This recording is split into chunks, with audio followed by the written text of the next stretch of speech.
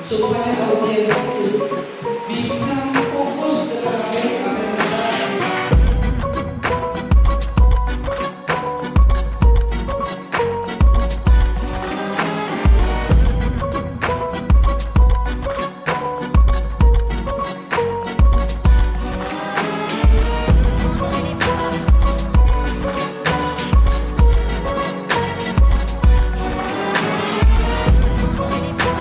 Supaya audiens itu bisa